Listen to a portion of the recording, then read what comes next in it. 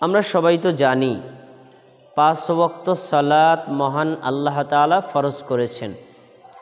এটি হলো আল্লাহ কর্তৃক বান্দার জন্য নির্ধারিত একটি ইবাদত, যে ইবাদতের একটু কমও করা যাবে না, বেশিও করা যাবে না। যতটুকু আল্লাহ তাআলা নির্ধারিত করেছেন, কোনো ধরনের মারাত্মক ওজর না হলে সে ইবাদত কখনো ত্যাগ করাও যায় না। সেটা ফজরে 2 রাকাত, জোহরে 4 রাকাত, আসরে 4 রাকাত, মাগরিবে 3 রাকাত, এশায় 4 রাকাত। এই যে 17 রাকাত সালাত, এটা বান্দা বান্দির জন্য একান্তই নির্ধারিত। কিন্তু এই সালাতের আগে এবং পরে কিছু নফল, কিছু সুন্নাত সালাত আমাদের নবী মুহাম্মদ সাল্লাল্লাহু আলাইহি ওয়াসাল্লাম নিজে পড়েছেন, সাহাবীদেরকে শিক্ষা দিয়েছেন, এবং ওই আগে পরে সুন্নাত নফল সালাত আদায় করলে কি নেকি হবে এটাও তিনি উল্লেখ করেছেন। তো এখন আমরা যদি সময় পাই, ব্যস্ত না হই, মারাত্মক কোনো সমস্যা না থাকে, তাহলে ফরজের আগে এবং পরে ওই সুন্নাতগুলোর খুব বেশি গুরুত্ব দেওয়া উচিত। যদিও এই গুরুত্বটা কখনো ফরজের সমান হবে না, এটা নফল সুন্নাতের পর্যায়েই থাকবে। কেন আমরা এটার গুরুত্ব দেব, এ বিষয়ে রাসূল সাল্লাল্লাহু আলাইহি ওয়াসাল্লাম একটা হাদিস দিয়ে সাহাবীদেরকে উৎসাহ দিয়েছেন। আমরা সেই হাদিসটাই জানার চেষ্টা করি। সহিহ বুখারী হাদিস নাম্বার 6502, আবু হুরায়রা রাদিয়াল্লাহু আনহু বলেন, রাসূল সাল্লাল্লাহু আলাইহি ওয়াসাল্লাম বলেছেন এবং আল্লাহ তাআলা বলেছেন। 3টা কথা শোনেন, আবু হুরায়রা বলেছেন, রাসূল বলেছেন, আল্লাহ বলেছেন। এই যে আল্লাহ বলেছেন, এই কথাটা যেহেতু হাদিসে আছে, এই জন্য হাদিসটা হলো হাদিসে কুদসি। হাদিসে কুদসিতে আল্লাহ কি বলেন, মান আদালি ওয়ালিয়ান ফাকাদ আযানতুহু বিল হারফ। কোনো মানুষ যদি আমার বন্ধুর সাথে শত্রুতা করে, আমি তার সাথে যুদ্ধ ঘোষণা করলাম। এই ঘোষণা কার? আল্লাহর। তার মানে মানুষের মধ্যেও কিছু আল্লাহর বন্ধু আছে, আল্লাহর ওয়ালি আছে, আল্লাহর খুব নিকটবর্তী, কাছাকাছি, অত্যন্ত প্রিয়জন আছে, যার আরবি শব্দ হলো ওলি। এরপরে তিনি বলছেন আল্লাহর ওলি কারা এবং হওয়ার পদ্ধতি কি। তিনি বলছেন যে ওমা তাকাররাবা ইলাইয়া আবদি বিশাইইন আহাব্বা ইলাইহা মিম্মা ইফতারাতু আলাইহি। বান্দার মধ্য থেকে, বান্দির মধ্য থেকে যেই লোক আমি তার উপর যা ফরজ করেছি, এই ফরজ আমলগুলো করতে করতে করতে করতে আমার নিকটবর্তী হয়, আমার প্রিয় হয়ে যায়। যে কোনো আল্লাহর বান্দা, যে কোনো আল্লাহর বান্দি আল্লাহর প্রিয় হওয়ার, আল্লাহর কাছে যাওয়ার সবচেয়ে সেরা মাধ্যম আল্লাহ যা ফরজ করেছেন তা অগ্রাধিকার ভিত্তিতে করা। ফরজ সালাত, ফরজ সিয়াম, ফরজ যাকাত, ফরজ হজ, এই ফরজ যেগুলো আল্লাহ বাধ্য করেছেন ওইগুলো আগে করা।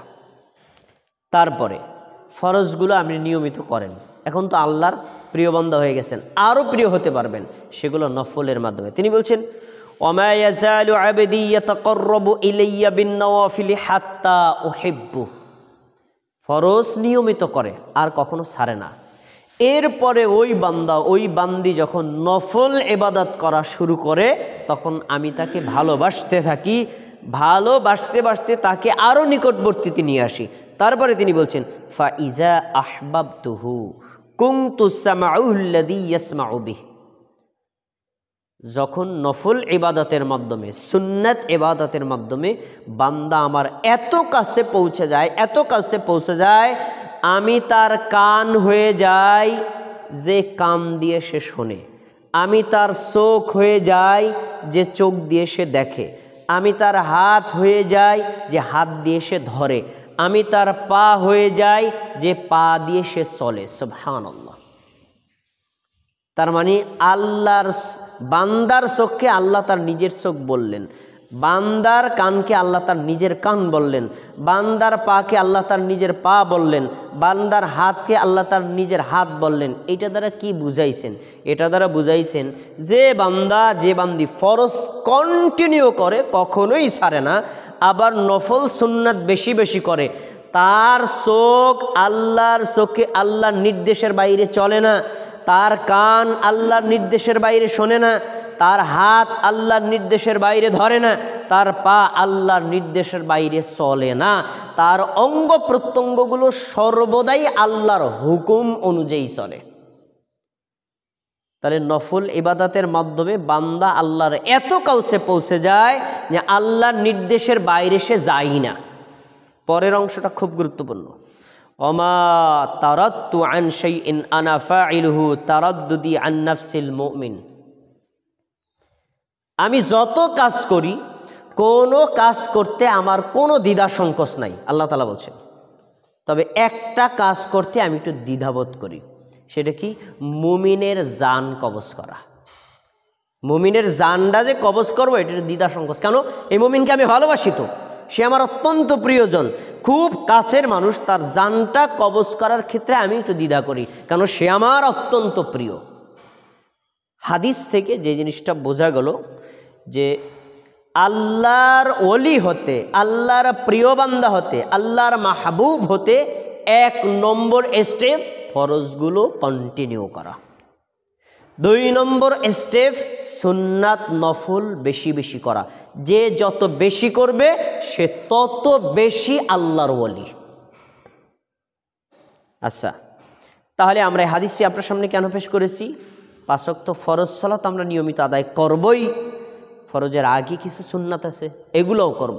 ফরজের পরের কিছু সুন্নাত আছে, ওগুলোও করব। কেন করব? আল্লাহর আরো কাছে যাওয়ার জন্য। আরেকটি হাদিস নেন।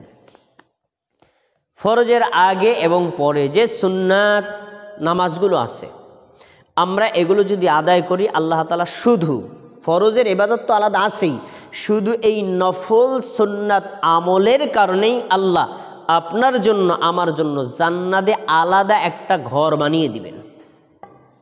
হাদিস দেখেন, আবু দাউদে রয়েছে, তিরমিজিতেও আছে, 2টা হাদিসে উল্লেখ করা। উম্মে হাবিবা রাদিয়াল্লাহু আনহা, রাসূল সাল্লাল্লাহু আলাইহি ওয়াসাল্লামের স্ত্রী, তিনি বলছেন, রাসূলুল্লাহ সাল্লাল্লাহু আলাইহি ওয়াসাল্লাম বলছেন, মান সাল্লা লিল্লাহি ফি ইয়াউমিন ওয়া লাইলাতিন, যে মুসলিম বান্দা, যে মুসলিম বান্দি দিবা রাত্রিতে, মানে 24 ঘন্টায়, 24 ঘন্টায় আল্লাহর সন্তুষ্টির জন্য 12 রাকাত সুন্নাত বা 12 রাকাত নফল সালাত আদায় করবে। এই 12 রাকাত সালাত যদি আদায় করে, বুনিয়া লাহু বাইতুন ফিল জান্নাহ, ওই বান্দার জন্য, ওই বান্দির জন্য আল্লাহ তাআলা জান্নাতের মধ্যে তার জন্য আলাদা একটা ঘর বানিয়ে দিবেন। সুবহানাল্লাহ। তাহলে হাদিসে পাওয়া গেল 12 রাকাত সুন্নাত আছে, 12 রাকাত নফল সালাত আদায় আছে। এগুলো যদি আপনি আমি আদায় করি, তাহলে আল্লাহ এই নফল ইবাদতের জন্য, এই সুন্নাতের জন্য জান্নাতে আলাদা একটা ঘর বানাবেন। এই 12 রাকাত কি? শোনেন, ইমাম তিরমিজি বলছেন, আরবাআন ক্বাবলা যোহর, জোহরের ফরজের আগে 4 রাকাত আমরা পড়ি না? জোহরের ফরজের আগে 4 রাকাত পড়ি না? 4। ওয়া রাকাতাইনি বাদাহা, জোহরের ফরজের পরে আবার 2 রাকাত পড়ি না আমরা এটা? এরপরে বলছেন, ওয়া রাকাতাইনি বাদাল মাগরিবি, মাগরিবের পরে আবার 2 রাকাত। ওয়া রাকাতাইনি বাদাল ইশাই, আবার এশার পরে 2 রাকাত। ওয়া রাকাতাইনি ক্বাবলাল ফাজরি, এবং ফজর নামাজের আগে আবার 2 রাকাত। মোট কত হইল? 12 রাকাত। দিবারাত্রি 24 ঘন্টায় আমরা কিন্তু ফরজ পড়ি 17 রাকাত, আর ফরজের আগে পরে কত রাকাত পড়ি? 12 রাকাত। এই 12 রাকাতের কথাই তিনি বললেন, এই 12 রাকাত নামাজ যে ব্যক্তি পড়বে, তার জন্য আল্লাহ জান্নাতে আলাদা একটা ঘরই বানিয়ে দিবেন। এখন এখানে আমাদের আরেকটা কথা আছে, এই যে ফরজের আগের সালাত, এই যে পরের সালাত, এই সালাতগুলো আপনি 2টা কথা বলতে পারেন, নফলও বলতে পারেন, সুন্নাতও বলতে পারেন। নফল সুন্নাত মুহাদ্দিসদের ভাষায় এক, আর যারা ফকি তারা ভিন্ন করছেন। তারা করছেন কিভাবে? ফকি যারা, তারা বলছেন সবচেয়ে বেশি গুরুত্বপূর্ণ যেটা, এটা ফরজ, তারপরের গুরুত্ব যেটা, এটা হলো ওয়াজিব, তারপরের গুরুত্ব যেটা সেটা সুন্নতে মুআক্কাদা, তারপরে যেটা গুরুত্ব সেটা হলো সুন্নতে জায়েদা, আর সুন্নতে জায়েদার অপর নাম হলো নফল। এটা হলো ফকিদের কথা। আর মুহাদ্দিসরা সরাসরি দুই ভাগে ভাগ করছেন, নামাজ দুই প্রকার, হয় ফরজ নয় নফল, হয় ফরজ নয় নফল। তাহলে 12 রাকাত যে সুন্নাত সেটা নফলের অন্তর্ভুক্ত, আর আমরা যে 17 রাকাত ফরজ সালাত আদায় করি এটা ফরজের অন্তর্ভুক্ত। এই 17 রাকাত বাদ দিয়ে যা পড়েন এক কথায় সবই নফল বা সুন্নাত। আমরা সুন্নাতও বলতে পারি, নফলও বলতে পারি, কিন্তু এই যে সুন্নাত এইটা নফল আপনি যে নামই দেন, কিন্তু এটা কখনো কখনো ফরজের সমান দামি হবে। এই কথাটা আবারও বলছি, এই যে ফরজের আগের সুন্নাত পড়েন, ফরজের পরের সুন্নাত পড়েন, এটা নফল বলেন আর সুন্নাত বলেন, গুরুত্বগত দিক থেকে এটা নফল সুন্নাত হলেও একটা সময়ে এই নফল এই সুন্নাত ফরজের সমান কভার দিবে। হাদিস শোনাচ্ছি, শোনেন। সুনান তিরমিজি হাদিস নাম্বার 413। রাসূল সাল্লাল্লাহু আলাইহি ওয়াসাল্লাম বলছেন, কিয়ামতের দিন সর্বপ্রথম বান্দার হিসাব হবে সালাতের। আপনারা কি বলতে পারেন এটা কি নফল সালাতের না ফরজ সালাতের? ফরজ সালাতের। নফলের হিসাব আল্লাহ প্রথমে করবেন না, প্রথমে হিসাব কি? ফরজগুলোর হিসাব দাও। তুমি 5 ওয়াক্ত ফরজ 17 রাকাত এটা কি পড়ছো করে হিসাব দাও। তো সর্বপ্রথম আল্লাহ কিসের হিসাব নেবেন? ফরজ সালাতের। আচ্ছা, তারপরে তিনি বলছেন ফাইন সলাহাত ফাকাদ আফলাহা ওয়া আনজাহা। ফরজ নামাজের হিসাব যদি কোনো বান্দার পক্ষ থেকে, বান্দির পক্ষ থেকে সঠিক পাওয়া যায়, এই বান্দাই সফল কাম হবে, মানে জান্নাত পাবে, আর এই বান্দাই জাহান্নাম থেকে মুক্তি পাবে। আচ্ছা, এরপরে বলছেন ওয়াইন ফাসাদাত ফাকাদ খাবা ওয়া খাসিরা। যদি ফরজ নামাজে ঘাটতি হয়ে যায় তাহলে এই বান্দা, এই বান্দি ক্ষতিগ্রস্ত হবে এবং দুঃখিত হবে। এরপরে এই ক্ষতি থেকে বাঁচানোর জন্য আল্লাহ তাআলা একটা পন্থা রেখেছেন, এই পন্থায় কেউ কেউ বেঁচে যাবে। এটা একটু ভালো করে শোনেন, রেজাউল ভাই আমাদের তাকে শোনেন, শোনেন এই শব্দটা আমি আরবি বলছি। ফাইন ইনতাকাসা মিন ফারিদাতিহি শাইউন। রেজাউল, তুমি গত জুমা থেকে এই জুমায় 5 ওয়াক্তের ফরজ হিসাব দাও। এক সপ্তাহে 7 দিন 5 7 35 ওয়াক্ত। রেজাউল পড়ছে 34 ওয়াক্ত, 1 ওয়াক্ত পড়ে নেই। খেয়াল করেন, তখন আল্লাহ তাআলা এই রেজাউলকে জাহান্নাম থেকে বাঁচানোর জন্য বলবেন, উনজুরু হাল্লি আবদি মিন তাতাউইন। আমার ফেরেশতারা দেখো তো আমার বান্দার কোনো সুন্নাত বা নফল সালাত আছে কিনা, দেখো তো সুন্নাত নফল সালাত আছে কিনা। হ্যাঁ, রেজাউল জোহরের 4 রাকাত ফরজ পড়ে নাই, কিন্তু তার রেজাউলের অন্য সময়ে 4 রাকাত সুন্নাত পড়ছে। এবার আল্লাহ তাআলা বলবেন, এই সুন্নাত এই 4 রাকাতকে ফরজ ধরো, ফরজ ধরে তারপরে তার ফরজের গ্যাপটাকে পূরণ করে দেখো তাকে জাহান্নাম থেকে বাঁচিয়ে জান্নাতে দেওয়া যায় কিনা। সুবহানাল্লাহ। আমি আগে কি কথাটা বলছিলাম মনে আছে? যদিও এটা সুন্নাত, যদিও এটা নফল, কখনো এটা ফরজের ঘাটতি পূরণ করবে। তাহলে সুন্নাত নফলকে একেবারে অবহেলা করা যাবে না। ব্যস্ত আছেন, সমস্যা নেই। আমার নিজের বোনাইয়া, আপন বোনাইয়া ব্যবসা করে, তো হের ব্যবসা এমন ব্যবসা, নামাজের সময় লোকজন বেশি কাস্টমার আসে, পুরা নামাজ ছাড়িয়ে দেওয়ার কায়দা। পরে আমি বলছি কি, তোমার সুন্নাত দরকার নেই, তোমার সুন্নাতি বাদ। তুমি অজুটা যখন ফ্রি থাকো আগে অজুটা করে রেডি থাকবা, ওয়াক্ত হয়ে যাবে, মাগরিবে শুধু 3 রাকাত ফরজ পড়বা, সুন্নাত তোমার দরকারই নেই। তাহলে কি হবে? তুমি মুসলিম থাকবা, আল্লাহর ফরজ ইবাদতটা হবে, তোমার রিজিকটাও ঠিক থাকবে। এখন যদি তুমি ওই আরও 2 রাকাত মিলে 5 রাকাত তোমার বড় হয়ে যায়, জোহরের 10 রাকাত বড় হয়ে যায়, এখন বড়র কারণে সময়ও পাইবা না। পুরা নামাজ যাওয়ার চাইতে সুন্নাত বাদ দিয়ে ফরজটা পড়ো, কমপক্ষে আল্লাহর হুকুমটা ঠিক থাকবে। তবে তোমার সুন্নাত দরকার নাই, তুমি শুধু ফরজটা পড়ো। এখন এমন যদি আপনারা কোনো ব্যস্ত হন তাহলে অবশ্যই আপনি সুন্নাত ছেড়ে দিতে পারবেন, কারণ সুন্নাত একটা নফল ইবাদত, সুন্নাত ইবাদত। তার চাইতে যদি আপনার গুরুত্বপূর্ণ কোনো কাজ থাকে আপনি করেন।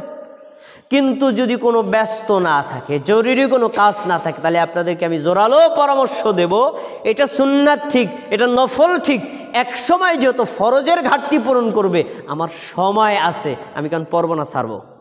পড়বো। আমাদের বিরুদ্ধে অনেকের একটা অভিযোগ আছে, জুমার দিন আমাদের জামে মসজিদে আমাদের সাথে অনেক ভাইরা আসেন, আমরাও অনেকে নিয়ে আসি, চলেন ভাই জুমার নামাজ তো অনেক পড়লেন, বাইতুল আমান মসজিদে একটু পড়ে আসে। দেখা গেছে আমি ফরজটা পড়ে সোজা মসজিদ থেকে বের হয়ে গেছি, এক রাকাত তো বললাম না, নফল সুন্নাত, আপনার কোনো গুনাহ হয় নাই। কিন্তু যে লোকটা আসছে না আপনার ব্যাপারে কুধারণা করবো, ওরা সুন্নতই পড়ে না, এই ধারণা কিন্তু আছে আমাদের ব্যাপারে অনেকের। তা আমি আপনাদের অনুরোধ করব যে যদি আপনার ব্যস্ত থাকে চলে যান, কোনো আপত্তি নেই, কিন্তু ব্যস্ত না থাকলে 2-4 রাকাত পড়ে বের হন, তাতে কি হবে, এটা এক সময় আপনার ফরজের সমান মূল্যায়ন হবে।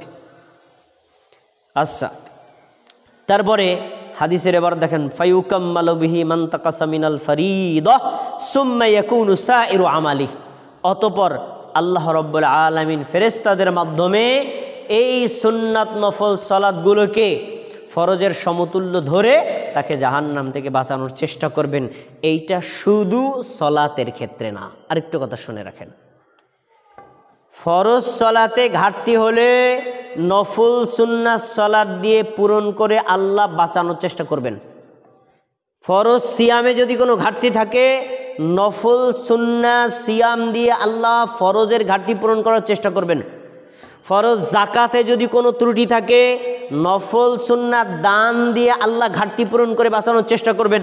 অনুরূপভাবে ফরজ হজ আপনি আদায় করেছেন কিন্তু আদায় হয় নাই, নফল আপনি উমরা করেছেন, আল্লাহ তাআলা এই নফল উমরা অথবা নফল হজ করেছেন, এই হজ নফলটা দিয়ে ফরজের ঘাটতি পূরণ করে হলেও আল্লাহ আপনাকে জাহান্নাম থেকে বাঁচানোর চেষ্টা করবেন। এটা আল্লাহর দয়া। এজন্য ফরজ তো অবশ্যই কোনোভাবে ছাড় দেওয়া যাবে না, কিন্তু সুন্নাত নফল বিনা কারণে আমরা ছাড়ব না, ওজোর হলে ছেড়ে দেন, সমস্যা নেই। আচ্ছা, এই যে ফরজের আগে আর এই যে ফরজের পরে সুন্নাত বা নফল সালাত আমরা আদায় করি, আমাদের আদায় করার ক্ষেত্রে 2টা সূত্র মনে রাখতে হবে। 2টা সূত্র। 1 নম্বর সূত্রটা মনে রাখেন যে ফরজ যেই জায়গায় দাঁড়িয়ে পড়ব, সুন্নাতটা ঠিক ওই জায়গায় দাঁড়িয়ে পড়ব না, স্থান পরিবর্তন করে পড়া। আপনি এখানে দাঁড়িয়ে পড়েছেন ফরজ, সামনে জায়গা পেলে সামনে যায় পড়বেন সুন্নাত, সামনে জায়গা নেই পিছনে জায়গা আছে পিছনে যেয়ে পড়বেন সুন্নাত, পিছনেও জায়গা নেই ডানে জায়গা আছে ডানে গিয়ে পড়বেন সুন্নাত, ডানেও জায়গা নেই বামে গিয়ে জায়গা আছে বামে গিয়ে পড়বেন সুন্নাত, ডানে বামে পিছনের জায়গা কোথাও নাই। সাহাবীরা একটা পন্থা অবলম্বন করতেন, আমরা এটা করতে পারি কারণ আমরা আহলে হাদিস যারা আছে আলহামদুলিল্লাহ একটু সচেতন, সাধারণ মুসল্লিরা অসচেতন, অর্থাৎ তারা পারবে না। কি, আমার পাশে আছে আব্দুল মাজিদ ভাই, মাজিদ ভাই আপনি এখানে আসেন আমি ওখানে যাই, সাহাবীরা এরকম করতেন। কোনো জায়গায় জায়গা নেই, এখন কী করবে সাহাবীরা, ভাই আপনি অন্য ফরজ পড়ছেন না, আপনি এখানে আসেন আমি ওখানে যাই, মানে ব্যক্তি পরিবর্তন, তাতে জায়গার পরিবর্তন হয়ে গেল। হাদিস দেখেন, আবু দাউদ হাদিস নাম্বার 1008, রাসূল সাল্লাল্লাহু আলাইহি ওয়াসাল্লাম বলছেন, আয়া আজিজু আহাদুকুম মান ইয়াতাকাদ্দামা আইয়াতাআখারা আও আইয়ামিনিহি আও আন শামিলিহি ফিস সালাতি ফিস সুবহাত। এ আমার সাহাবীরা, তোমরা কি পারো না যেই জায়গায় দাঁড়িয়ে ফরজটা পড়ছো তার একটু সামনে গিয়ে সুন্নাত পড়বা, পিছনে গিয়ে সুন্নাত পড়বা, অথবা ডানে গিয়ে সুন্নাত পড়বা, অথবা বামে গিয়ে সুন্নাত পড়বা, তোমরা কি স্থান পরিবর্তন করে সুন্নাত নফলটা পড়তে পারো না? এ কথা বলছেন কে? আমাদের নবী। কাদেরকে? সাহাবীদেরকে।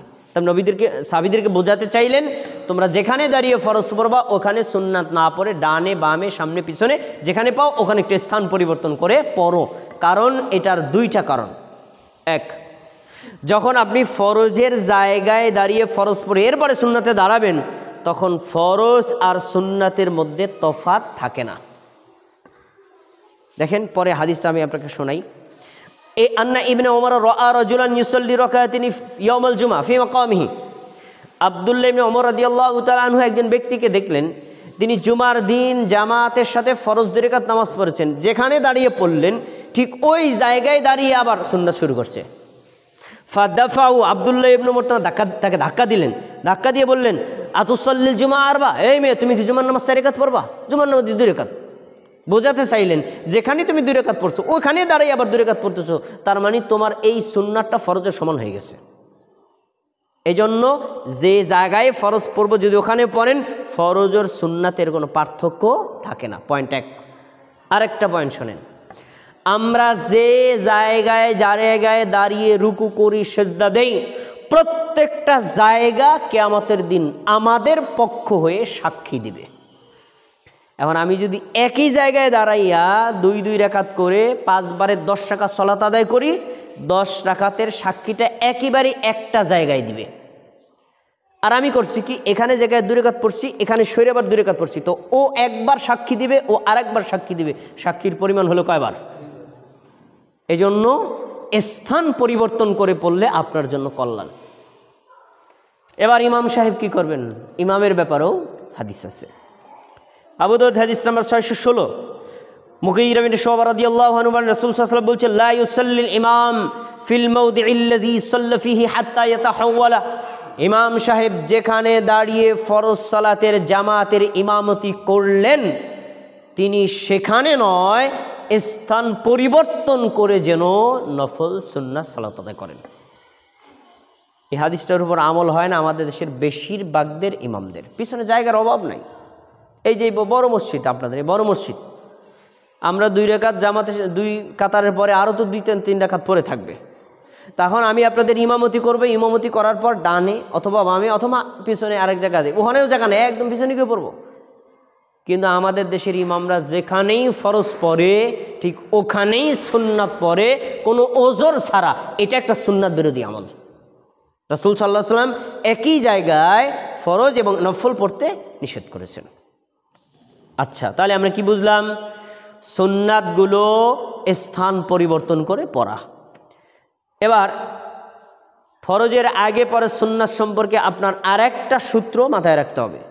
সেটা হলো, মসজিদ নির্মাণ করা হয়েছে ফরজ সালাত জামাতের সাথে আদায় করার জন্য, আর এই জুমার খুতবার মাধ্যমে দিন শিক্ষা দেওয়ার জন্য। মসজিদে আসার মূলত 2টি উদ্দেশ্য, ফরজ সালাত জামাতে পড়ব, আর ইমাম যদি খুতবা দেয় খুতবা থেকে দিন শিখব, বাস এই।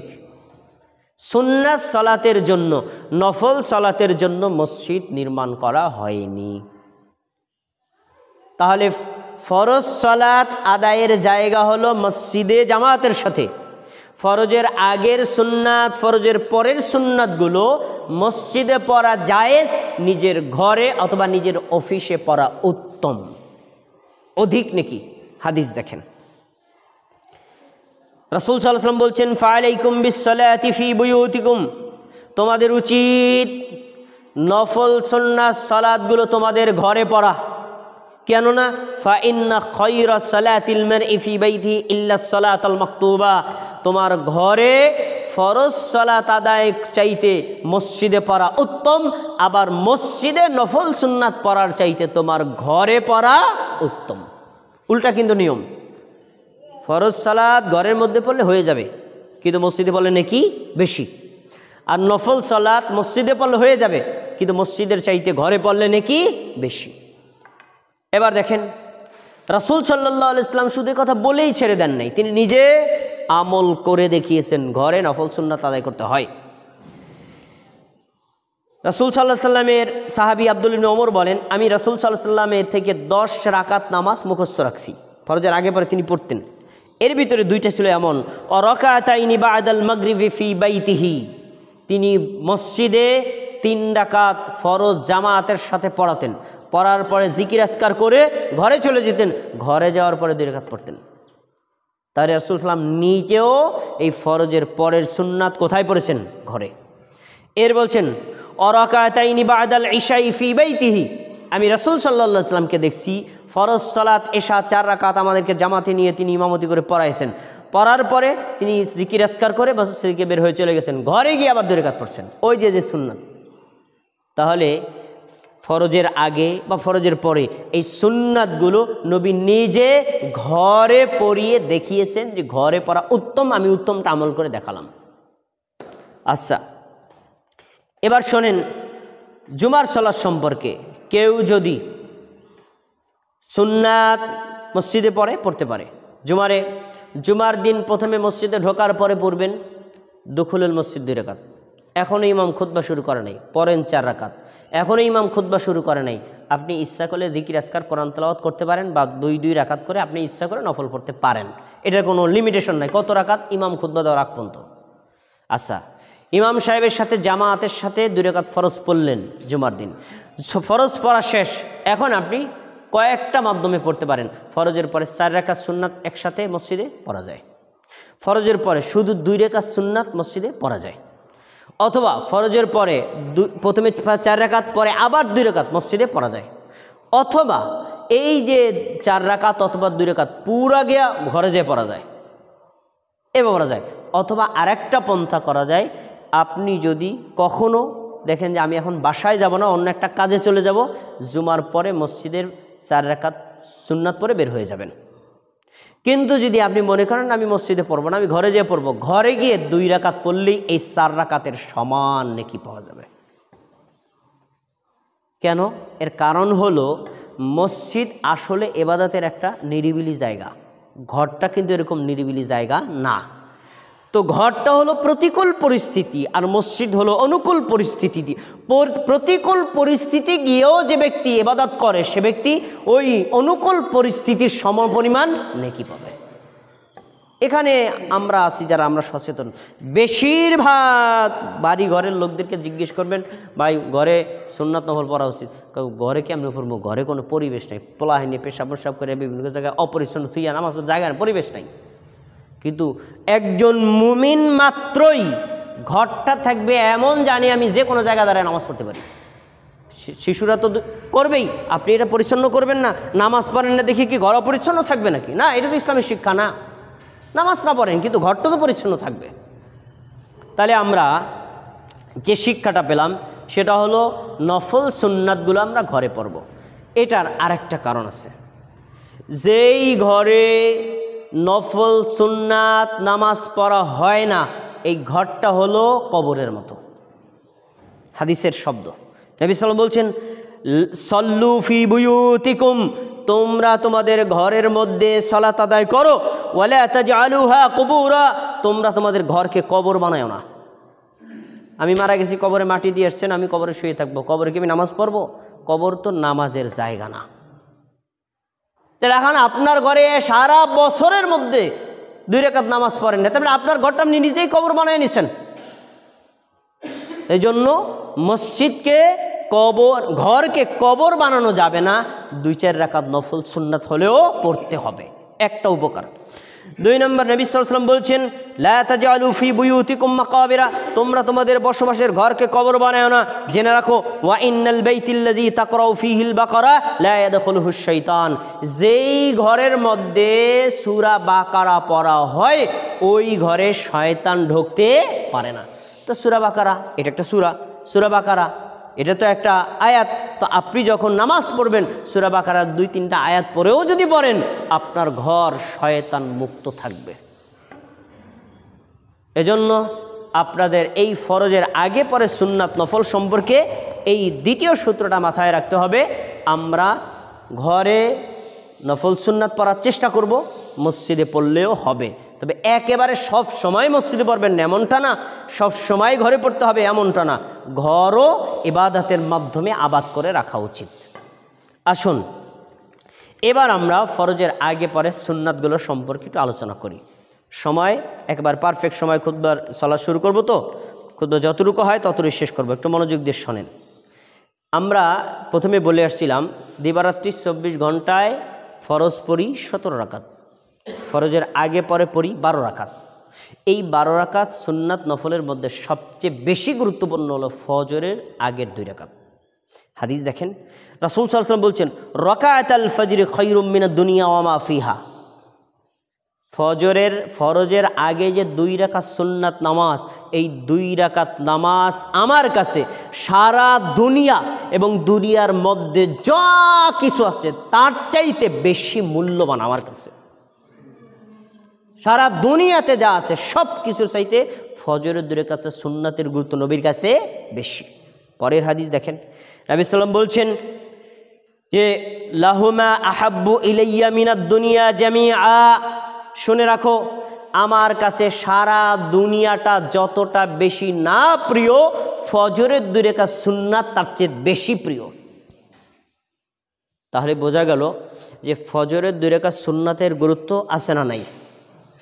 এখানে আমি একটা পয়েন্ট বলবো, তবে এই পয়েন্টটা এখন একটু হিন্টস বলছি, বিস্তারিত অন্য খুতবায়। ফজরের 2 রাকাতের সুন্নাতের গুরুত্ব অন্যান্য ওয়াক্তের সুন্নাতের চাইতে বেশি, মনে রাখেন।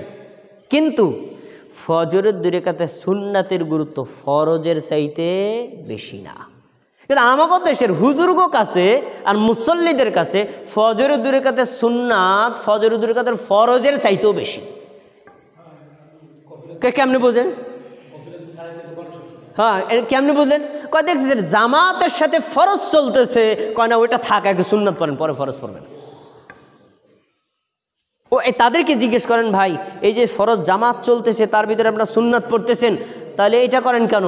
তখন ওনারা বলে কি, ভাই ফজরের 2 রাকাতের সুন্নাতের গুরুত্ব বেশি। হ্যাঁ, সুন্নাতের গুরুত্ব বেশি, এটা তো অন্যান্য সুন্নাতের চাইতে, কিন্তু আপনি তো গুরুত্ব দিচ্ছেন ফরজের চাইতে বেশি। ফতোয়া বলেন এক, আমল করেন অন্যটা। এ সম্পর্কে বিস্তারিত আলোচনা, ফজরের 2 রাকাত সুন্নাত পড়ার পদ্ধতি সম্পর্কে আলাদা একটা খুতবাই দিব। একটু মূল কথাটা জেনে রাখেন। এই হাদিস সামনে আসতেছে, নবী সাল্লাম বলছেন, ইদা উকিমাতিস সলাতু ফালা সলাতা ইল্লাল মাকতুবা। আমার উম্মত জেনে রাখো, ফরজ নামাজের একামত শুরু হয়ে গেলে ওই ফরজ ছাড়া কোনো নফল সুন্নাত পড়া যাবে না। অন্যান্য 4 ওয়াক্ত নামাজেও যেরকম ফরজ শুরু হয়ে গেল সুন্নাত পড়তে পারো না, ফজরের সময় খুব একই হুকুম, একামত হলে আর কোনো সুন্নাত পড়া যাবে না, স্পষ্ট নিষেধ। ভাইরা, এরপরে আসুন আমরা তাহলে এই ফজরের 2 রাকাত সুন্নাত খুব গুরুত্ব সহকারে আদায় করব। এবার আসুন জোহরের আগের 4 রাকাত, আবার জোহরের পরের হাদিস দুইভাবে আসছে। জোহরের আগে 4 রাকাত পড়ার হাদিস সহি, জোহরের পরে 4 রাকাত পড়ার হাদিসও সহি। জোহরের আগে 2 রাকাত পড়ার হাদিস সহি, আবার জোহরের পরে 2 রাকাত পড়ার হাদিসও সহি। আপনি যেভাবে আমল করেন, আপনি সময় ফেলে 4 রাকাত পড়লেন, সময় কম 2 রাকাত পড়লেন, আবার জোহরের পরে ব্যস্ত নাই 4 রাকাত পড়লেন, ব্যস্ত আছেন 2 রাকাত পড়েন, হাদিস দুইটাই সহি, পড়তে পারেন। হাদিস শোনাচ্ছি আপনাকে। রাসূল সাল্লাল্লাহু আলাইহি ওয়াসাল্লাম বলছেন, আরবাউন ক্বাবলা যুহরি লাইসা ফিহিন্না তাসলিমুন তুফতাহুল আবওয়াবুস সামা। জোহর ফরজ সালাতের আগে 4 রাকাত সালাত কেউ যদি একই সালামে পড়ে, মাঝখানে 2 রাকাত করে না, একটানা 4 রাকাত পড়ে, তাহলে ওই ব্যক্তির 4 রাকাত সালাতের জন্য আল্লাহ আসমানের দরজাই খুলে দেন। সুবহানাল্লাহ। তাহলে কি পাওয়া গেল? ফরজের আগে 4 রাকাত পড়া হাদিস আছে। এবার দেখেন, ফরজের পরেও 4 রাকাত পড়ার হাদিস আছে। উম্মে হাবিবা রাদিয়াল্লাহু আনহা রাসূল সাল্লাল্লাহু আলাইহি ওয়াসাল্লাম বলছেন, আরবাউ রাকাআতিন ক্বাবলা যুহরি ওয়া আরবা বাদাহা হারুমা আলান নার। কোনো আল্লাহর বান্দাবান্দি যদি জোহরের 4 রাকাতের আগে 4 রাকাত পড়ে, আবার পরেও 4 রাকাত পড়ে, তাহলে এই ব্যক্তির উপর আল্লাহ জাহান্নামের আগুনকে হারাম করে দিবেন। তাহলে জোহরের পরে 4 রাকাত পড়া যায়, পড়তে পারেন। এবার 2 রাকাত তাও পড়া যায়। হাদিস দেখেন, আয়েশা রাদিয়াল্লাহু আনহা বলেন, নবী সাল্লাল্লাহু আলাইহি ওয়াসাল্লাম লা ইয়াদাউ আরবাআন ক্বাবলা যুহরি ওয়া রাকাতাইনি ক্বাবলা সালাতিল কদাদি। নবী সাল্লাল্লাহু আলাইহি ওয়াসাল্লাম জোহরের আগে 4 রাকাত এটা ছাড়তেন না, আবার ফজরের আগে যে 2 রাকাত সুন্নাত এইটাও তিনি ছাড়তেন না। তারপরে তিনি বলছেন, সাল্লাইতু মা রাসূলিল্লাহ সাল্লাল্লাহু আলাইহি ওয়াসাল্লাম রাকাতাইনি ক্বাবলা যুহরি। আমি নবীর সাথে জোহরের আগে 2 রাকাত সুন্নাত পড়ছি, ও রাকাতাইনি বাদা যুহরি, জোহরের পরেও 2 রাকাত পড়ছি। তাহলে জোহরের পরে 4ও পড়া যায়, 2ও পড়া যায়, স্বাধীন।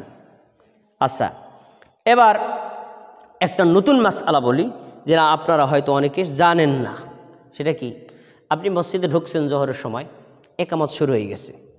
এখন কি ইমামের সাথে ফরজে যোগদান করলেন? তো এখন আপনার যে আগে 4 রাকাত সালাত রয়ে গেছে, এই সালাত জোহরের পরে 2 রাকাত পড়ার পরে কি ওই 4 রাকাত পড়বেন, নাকি ওই 4 রাকাত আগে পরে 2 রাকাত পড়বেন? কোনটা পড়বেন? ওই চাচা বলছেন আগে 4। আমিও এই কাজটা করতাম চাচা, আগে করতাম। যেমন ঢোকার পরে জামাত শুরু হয়ে গেল, আচ্ছা এরপরে আগে পড়তাম 2, তারপর ওই পিছনে 4। এটা আপনি পড়তেন না? আপনার পক্ষে দলিল আছে, কিন্তু হাদিসটা সহিহ না, ইবনে মাজাহ বর্ণিত। আর বিশুদ্ধ হাদিস হলো, যেই 4 রাকাত ছুটে গেছে না, ফরজের পরে আগে পড়তে হবে 4, তারপরে পড়তে হবে 2। হাদিস শোনাই, তিরমিজি হাদিস নম্বর 426। আয়েশা রাদিয়াল্লাহু আনহা বলেন, নবী সাল্লাল্লাহু আলাইহি ওয়াসাল্লাম বলছেন, ইদা লাম ইউসাল্লি আরবাআন ক্বাবলা যুহরি, তোমাদের মধ্যে কেউ যখন জোহরের আগে 4 রাকাত পড়তে না পারে, সল্লাহুন্না বাদাহু, সেজন্য ফরজের পরেই ওই 4 রাকাত পড়ে। একেবারে স্পষ্ট হাদিস। তাহলে ওই যে আপনি যেভাবে পড়ছেন, আমরা সলাৎ বাতিল হয়েছে তা না, মানে একটা সুন্নতের খেলাফ হয়েছে, সলাৎ বাতিল হয় নাই, কিন্তু এটা হলো সুন্নতি নিয়ম যে ছুটে যাওয়া 4 রাকাত আগে, তারপরে 2 রাকাত। আচ্ছা, এরপরে আসরের আগে সাধারণত আমরা কোনো সলাত আদায় করি না, কিন্তু হাদিসে আছে। আসরের আগে সাধারণত আমরা কোনো সুন্নত সালাত আদায় করি না, কিন্তু হাদিসে আছে। হাদিসে দেখেন, আব্দুল্লাহ ইবনে ওমর রাদিয়াল্লাহু আনহু বলেন, রাসূল সাল্লাল্লাহু আলাইহি ওয়াসাল্লাম বলেন, রাহিমাহুল্লাহু ইমরাআন সাল্লা ক্বাবলা আল আসরি আরবাআন, যেই ব্যক্তি আসরের 4 রাকাত ফরজের আগে 4 রাকাত সালাত আদায় করবে, আল্লাহ তার উপর রহমত নাজিল করবেন। সুবহানাল্লাহ। তাহলে আসরের আগে 4 রাকাত পড়া যায়, একটা না। আবার আসরের আগে শুধু 2 রাকাতও পড়া যায়। আবার ওই যে 4 রাকাত, প্রথমে 2 রাকাত পরে সালাম ফিরিয়ে আবার 2 রাকাত, এইভাবেও পড়া যায়। একটানা 4 রাকাত, ভেঙ্গে ভেঙ্গে 4 রাকাত, অথবা শুধু 2 রাকাত পড়তে পারবেন। হাদিস আরও আছে। আলী রাদিয়াল্লাহু আনহু বলেন, নবী সাল্লাল্লাহু আলাইহি ওয়াসাল্লাম ইউসাল্লি ক্বাবলা আল আসরি 4 রাকাতিন, নবী সাল্লাল্লাহু আলাইহি ওয়াসাল্লাম নিজে আসরের আগে 4 রাকাত সালাত আদায় করেছেন। আরেকটা হাদিস আছে, নবী সাল্লাল্লাহু আলাইহি ওয়াসাল্লাম ইউসাল্লি ক্বাবলা আল আসরি রাকাতাইনি, আল্লাহ নবী সাল্লাল্লাহু আলাইহি ওয়াসাল্লাম আসরের আগে 2 রাকাত সালাত আদায় করেছেন। অতএব আসরের আগে আমরা 2 রাকাত পড়তে পারি, আবার আসরের আগে 4 রাকাতও পড়তে পারি, একটানা 4 এভাবে, অথবা ভেঙ্গে ভেঙ্গে 4 ওইভাবেও পড়া যায়। যদি আপনারা এগুলো নাও পড়েন, শুধু দুখুলুল মসজিদে 2 রাকাত পড়তে পারেন।